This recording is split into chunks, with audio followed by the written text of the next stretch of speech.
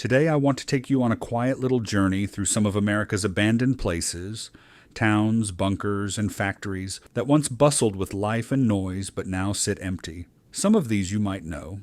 Others you probably never knew existed.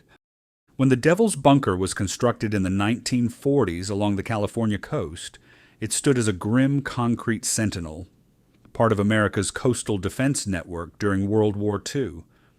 This U-shaped pillbox once sheltered soldiers watching for enemy ships or subs, with thick walls blending into the rocky shoreline. Today, the bunker still sits there, weathered by salt and surf, its roof partly collapsed and walls pocked with graffiti.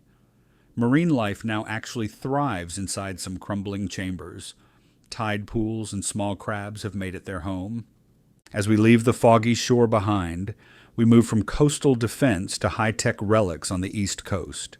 When Camp Hero's radar tower rose in 1942, it was cutting edge, a 240-foot steel structure built to detect enemy aircraft approaching the eastern seaboard. Back then, white radar dishes atop the tower spun and beamed pulses across the water at night.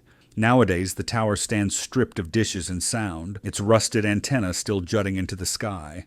Some locals believe it inspired the TV series The X-Files, and spy legends still swirl around Montauk's abandoned bunkers on the site. Bethlehem Steel Mill opened in 1904 as one of the world's largest steel producers, churning out beams for skyscrapers, ships, and bridges.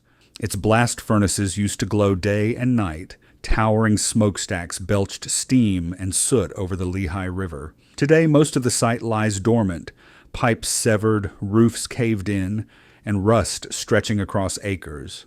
When it closed in 2003, Bethlehem Steel owned enough land to build nearly 12,000 football fields. Now parts of it host a casino and museum, but the heart of the mill remains frozen in place as a dark skeleton of industrial America. Silver City was born in the 1860s, gold and silver rush, with wooden boardwalks, saloons, and a lively population mining the hills. Its boomtown wooden storefronts rattled with gold seekers' dreams. Today it's little more than weathered foundations and toppled timbers in the desert scrub. Surprisingly, some graffiti-covered walls still display painted-on Victorian storefront facades, remnants of an old movie set filmed there in the 1960s. Nature has reclaimed much of the site, but the echo of pickaxes still lingers in the wind. During World War II, the TNT area in West Virginia was a secret manufacturing site where workers produced explosives. Concrete bunkers, rail lines, and chimneys served the war effort day and night, cloaked by the surrounding forest. Today it's overgrown and dangerous. Collapsed chimneys, derelict bunkers, and leftover explosive residue remain, off-limits to casual visitors.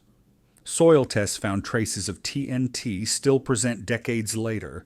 This land carries a toxic memory in both figurative and literal meaning. Let's get away from the explosive legacies behind the Appalachians to a lonely sentinel by the Gulf.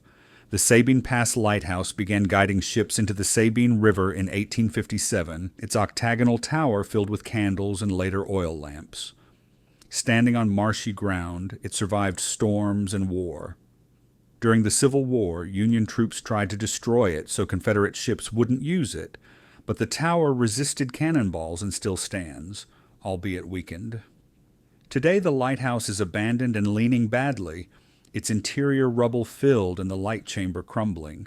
Evidently, it can stand anything but the test of time. Now we sweep across to the dusty towns of the Southwest. Total Wreck was a mining town founded in 1879 after a prospector called the ore body a total wreck of mineral richness. Wooden cabins and a hotel clustered on hillsides, alive with miners and saloons. Nowadays, only scattered stone ruins and rusted buckets remain amid the sun-bleached rocks. A surprising tale, the town once had a notorious mayor who held midnight funerals for lost miners, complete with a brass band. That quirky legacy lives on in local ghost town tours today. Eagle Mountain was built in 1948 by Kaiser Steel to mine iron ore, and a dedicated railroad carried ore down to the coast. The town had homes, schools, a hospital, and even a sugar cube-shaped church. Today it's a sprawling ghost town. Empty houses, broken windows, and the long rail line leading nowhere. But the pits miners left behind are deep, some reaching 1,100 feet down, visible reminders of how much earth was shifted for steel. Fort Phantom Hill was established in 1851 as an outpost on the Texas frontier, made of sandstone walls that sheltered cavalry and pioneers. The fort once had blockhouses, a parade ground, and even a mill. Now only crumbling walls remain in a barren landscape, with the wind whistling through empty doorways. It's odd that during the hot summer months the stone structures glow pink at sunset, more beautiful now in ruin than they likely were in uniform. Moor was a massive coal operation built in 1901 on a cliffside, with wooden tipples, rope-hauled aerial tramways, and bunkhouses. Coal cars once slid down cables to the river below. Today the remains are precarious. Decaying timber structures brace the cliff, with rusted tramway towers leaning over emptiness. Bats now roost under the tram cables, and the site is a protected bat habitat, a quiet twist on an industrial stronghold. The Shanghai tunnels beneath Portland were built in the mid-1800s to transport goods from ships directly to downtown, with brick passageways leading to basements of hotels and saloons. Part of the system was built using bricks made from Willamette River clay, giving the walls their distinctive reddish hue still visible today. Over time, legends grew that the tunnels were used to kidnap men for forced labor aboard ships, an illegal practice known as Shanghaiing. Today, many of the tunnels are sealed, but some are open for tours. Founded in 1912, Standardville was a model coal town in Utah's Carbon County, its name reflecting its attempt to be the standard for other mining towns. To further drive home that vision, it was one of the first Utah towns to have electric streetlights, installed before Salt Lake City had them in some neighborhoods. Apart from that, Standardville also had a store, a school, and rows of company homes tucked into the canyon. Today its buildings are collapsed or gone, the only remaining structures being a few stone foundations and a small cemetery. Founded in 1873, Animas Forks sat 11,000 feet up in the San Juan Mountains, its wooden cabins and general store surrounded by snowpack much of the year. Miners braved brutal winters in pursuit of silver and gold. In 1884, an avalanche nearly buried the town, and residents tunneled between homes to survive. Now it's a ghost town of leaning wooden shacks and rusting ore bins, half buried each winter by deep drifts. Opened in 1871, the Hudson River State Hospital was designed with sweeping Victorian architecture and cutting-edge psychiatric care in mind. It was one of the first psychiatric hospitals in the U.S. to implement occupational therapy, where patients farmed and painted as part of their treatment. It had tall towers, wide porches, and housed thousands of patients in its prime. Now the grounds are overgrown, and the buildings are fenced off and falling apart.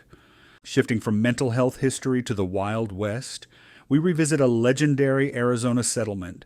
Vulture City sprang up in 1863 around the Vulture Mine, one of Arizona's richest gold finds. The mine produced over $200 million in gold, making it Arizona's most productive gold mine ever. At its peak, the town had 5,000 people, with saloons, a brothel, and a hanging tree still standing today. Now, it's a ghost town open for guided tours, with decaying buildings and mine shafts marking where the gold was once flowing. Established in the late 1870s, Tinton was a tin mining camp with a mill, homes, and even a telephone exchange. Unusual for the time, the town had indoor plumbing early on. Today, rusted metal, weathered buildings, and fragments of mining equipment dot the forested site. Yet despite its abandonment, many of the wooden homes still have intact walls and furniture, preserved by the dry mountain air. Out in the Midwest, there stands a water park that once echoed with summer joy. Built in the 1980s, Whitewater University in Pleasant Hill had towering slides, wave pools, and cartoon mascots that drew in families from all over Iowa. Its bright blue flumes and lazy river were summer staples. Now the park is closed, and its attractions are overgrown with weeds and brush. The wave machine was left operational for years after the park closed, occasionally starting up due to faulty wiring during storms. Pretty eerie, huh? Fort Carroll was constructed in 1850 as a hexagonal sea fort to protect Baltimore Harbor, designed by Robert E. Lee before the Civil War. Armed with cannons and surrounded by water, it never saw battle. For a short time in the 1950s, it was used as a Coast Guard lighthouse post, even though no one wanted the assignment due to the isolation and bird droppings.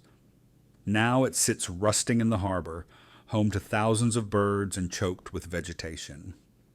Batstow Village was founded in 1766 as an ironworks community supplying materials for the Revolutionary War. With a mill, mansion, and blacksmith shops, it became a self-contained town deep in the Pine Barrens. Today, it's preserved as a historic site with many original buildings intact. Founded in 1883, Ironton thrived as a rail and ore transport hub, nestled between Ouray and Silverton. At its peak, it had saloons, hotels, and rows of false-fronted buildings typical of western towns. Now a few cabins still stand slowly caving in, and the old rail grade is barely visible. We now move from the rugged highlands of Colorado to a towering symbol of care and control in Michigan. Built in 1895, the Kalamazoo State Hospital Water Tower stood 175 feet tall, a brick landmark rising above the asylum grounds. It stored water for thousands of patients and staff, and its castle-like design made it a city icon. Today, the hospital complex has largely closed, and the tower is sealed off, though still standing. Constructed in 1942, the Cape May Bunker was a military lookout designed to spot German U-boats threatening the East Coast. Built with reinforced concrete, it originally sat inland on the dunes. Today, due to beach erosion, the bunker now sits stranded directly on the sand, looking like a misplaced fort. Peerless began in 1916 as a coal town built quickly around a single seam of high-grade coal. It had homes, a school, and bathhouses for miners. Now nothing remains but crumbled foundations and scattered metal scraps. Founded in 1859 near Zion National Park, Grafton was a Mormon farming town built along the Virgin River.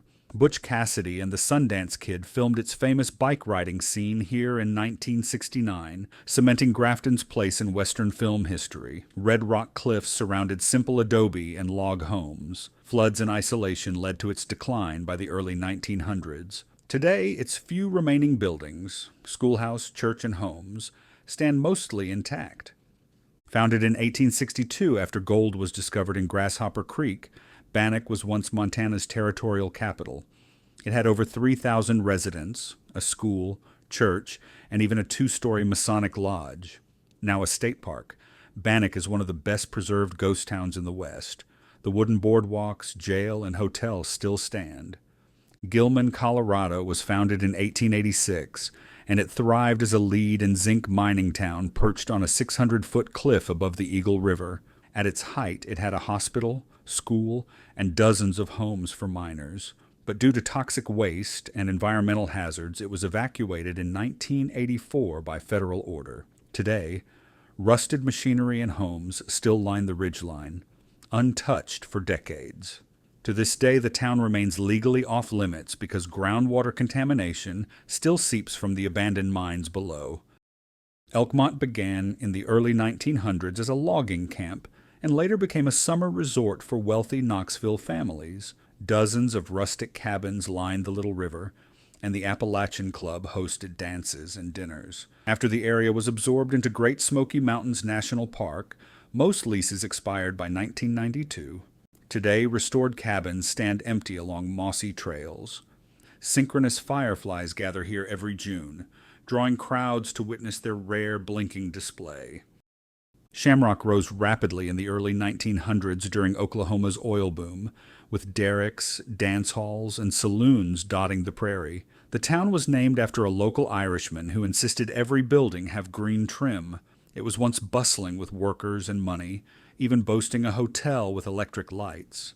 Today the town is largely deserted, with crumbling brick buildings and pump jacks rusting in the sun. Some remnants of the Irishman's paint are still faintly visible today. St. Elmo was founded in 1880 as a mining supply town in the Sawatch Range, with saloons, general stores, and the Denver and South Park Railroad line running through it. As mining slowed, the town's population dwindled. Today, it's one of the most photographed ghost towns in the U.S., with well-preserved wood buildings and antique signs still intact. Established in 1879, Frisco became known as one of Utah's rowdiest mining towns. With 21 saloons, a population of 6,000, and a wild reputation, it mined silver and gold from the Horn Silver Mine. A massive cave-in 1885 led to its decline. Today, all that remains are stone foundations, a smelter, and rusted rail ties. The mine once produced over $60 million in silver, but never recovered after the collapse, leaving its full potential forever untapped. Our final journey takes us south to the parched edge of New Mexico, where a railroad stop once gave birth to a thriving settlement. Steins was founded in 1880 as a Southern Pacific Railroad stop and later grew into a mining and trading post near the Arizona border. It had wooden storefronts, a blacksmith, and even a newspaper. The town was abandoned practically overnight in 1944 when the railroad shut down its operations and cut off the water supply. Today, fences surround the remains, including old wagons and caved-in homes. Make sure you subscribe so you don't miss next week's episode where I delve into abandoned malls.